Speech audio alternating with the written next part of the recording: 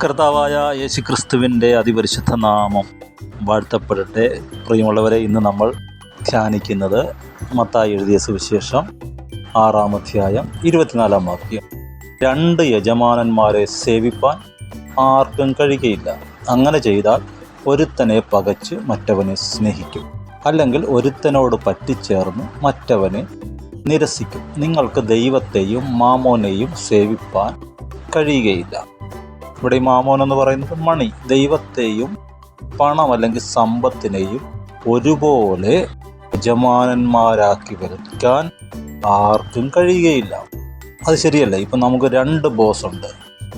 ഒരാൾ പറയാണ് നീ എറണാകുളം പോകണം, അതേ സമയത്ത് തന്നെ മറ്റേ ബോസ് പറയാണ് നീ കോയമ്പത്തൂർ പോകണം. ഒരാളെ പകച്ചേ പറ്റുകയുള്ളൂ, ഒരാളെ നിരസിച്ചേ പറ്റുകയുള്ളൂ. മണിയെയും ദൈവത്തെയും ഒരുപോലെ ബോസാക്കി വയ്ക്കാം എന്ന് ഒരാളും ഒരു വിശ്വാസിയും വിചാരിക്കേണ്ട. തീർത്ത് പറയണം, ഒന്നെങ്കിൽ എൻ്റെ ബോസ് ദൈവമാണ്, അല്ലെങ്കിൽ പണമാണ്. എന്താ ഇതിൻ്റെ പ്രോബ്ലം? ഇതിൻ്റെ പ്രോബ്ലം എന്ന് പറഞ്ഞാൽ താഴെ എഴുതിയിട്ടുണ്ട്. എന്ത് തിന്നും എന്ത് കുടിക്കുമെന്ന് ജീവനായിക്കൊണ്ടും എന്തൊടുക്കുമെന്ന് ശരീരത്തിനായിക്കൊണ്ടും വിചാരപ്പെടരുത്. ആഹാരത്തേക്കാൾ ജീവനും ഉടുപ്പിനേക്കാൾ ശരീരവും വലുതല്ലയോ. അപ്പോൾ മണിയുടെ പ്രത്യേകത എന്താണെന്നറിയാമോ? മണിയുടെ പ്രത്യേകത, സമ്പത്തിൻ്റെ പ്രത്യേകത, അത് ആഹാരം തരും, ഒരു ഡൗട്ടും ഇല്ല, ആഹാരം തരും. പക്ഷേ ജീവൻ ചോദിക്കും. വസ്ത്രം തരും, പക്ഷേ ശരീരം ചോദിക്കും.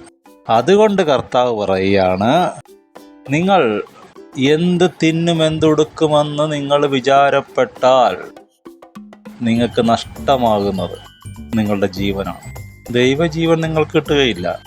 നിങ്ങൾ എന്തൊടുക്കും എന്ന് ശരീരത്തെക്കുറിച്ച് വിചാരപ്പെട്ടാൽ, നിങ്ങളുടെ പൊസിഷനെക്കുറിച്ച്, നിങ്ങളുടെ അലങ്കാരത്തെക്കുറിച്ച് നിങ്ങൾ വിചാരപ്പെടുകയാണെങ്കിൽ നിങ്ങൾക്ക് സഭാജീവിതം നഷ്ടപ്പെടും.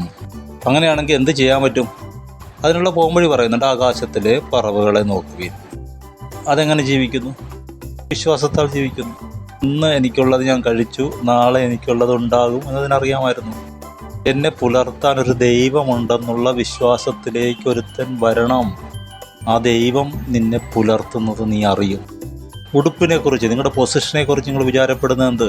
വയലിലെ താമര അധ്വാനിക്കുന്നില്ല, നോൽക്കുന്നതുമില്ല, എന്നാൽ ശലോമോൻ പോലും ഇതിൻ്റെ അത്രയും ബ്യൂട്ടിഫുൾ ആയിരുന്നില്ലെന്ന്, അലങ്കരിക്കപ്പെട്ടിരുന്നില്ലെന്ന്. എന്ന് പറഞ്ഞാൽ ദൈവം എന്നെ മാനിക്കും. അതെൻ്റെ വിദ്യാഭ്യാസം നോക്കിയിട്ടല്ല, സാമ്പത്തികം നോക്കിയിട്ടല്ല, അതിന് വേണ്ടത് ദൈവത്തിൻ്റെ കയ്യിലുണ്ടെന്നേ.